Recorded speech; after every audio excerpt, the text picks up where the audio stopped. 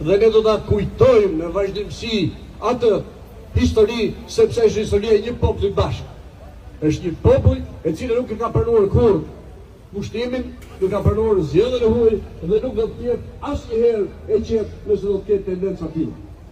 Brigada 10 që sapo kujtuam pa diet, bëri detyrën e saj duke shkuar në kufi jugor të Shqipërisë pas detyrave të luftës. Pse? Për të mbrojtur nga tendencat shoviniste të fqinjet jugor që kemi nga hallet e tona, kohës që nga përfiqime.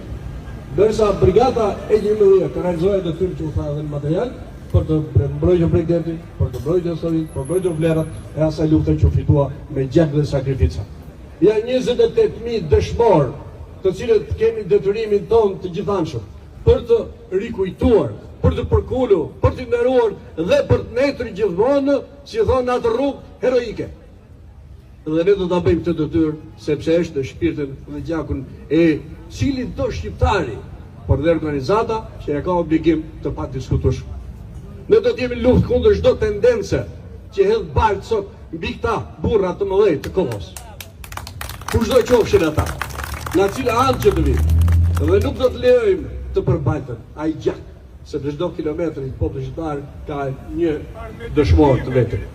Ndaj në këtë situatë pak të vështirë edhe në botërore, siç e di fare mirë, jemi afër edhe me tendencat shoviniste, me tendencat për të pushtuar, siç e di fare mirë. Do të ruhemi dhe do të mbrohemi pa diskutim në gjitha dhëut tonë, këtu dhe në trojet tonë që kemi jashtë kufire.